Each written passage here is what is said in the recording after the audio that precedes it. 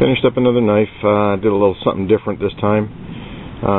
Same no welt sheath design as you've seen before, but I actually used some wood. This is Zebrawood, I believe, and it has been stabilized. And when I say stabilized, the process, and I'll do a video on it one day, but the process that I use to stabilize, and I don't have the equipment, I borrow the equipment. It's at one of my mentor's knife shops.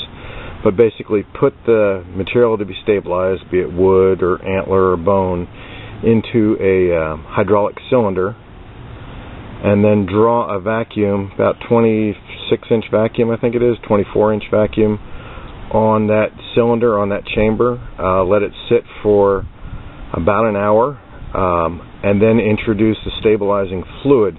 And what I like to use, and what, through what I was taught, works very well for wood, and it works well for antler and bone too, is type 3 or wood glue. It dries waterproof. You cut it a little bit with water to make it a little thinner and easier to go in.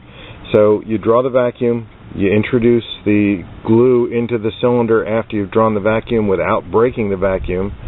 Once you've filled that or introduced the glue into the cylinder, then you apply pressure to that cylinder, about 3,500 pounds, to push anything into the pores of the wood, and you get a pretty nice finish. This was actually a piece of flooring that was used. But onto the knife.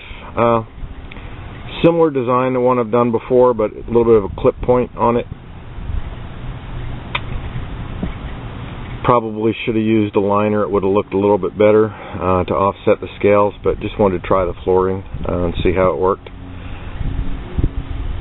It's a heck of a lot easier to work with the flooring than it is to work with the crash carta. It sands a lot easier.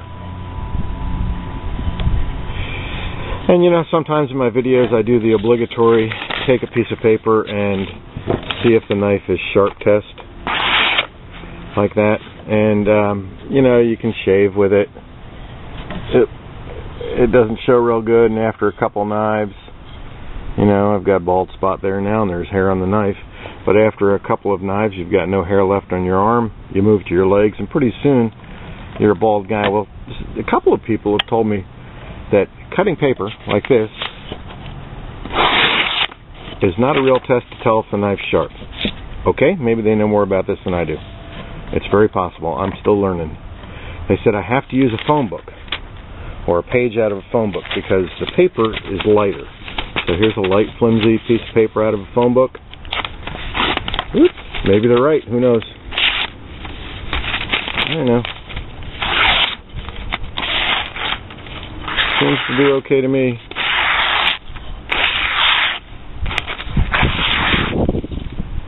I think it's probably sharp enough, and if it's not, when it gets to a new home, whoever gets it can sharpen it to the heart's content.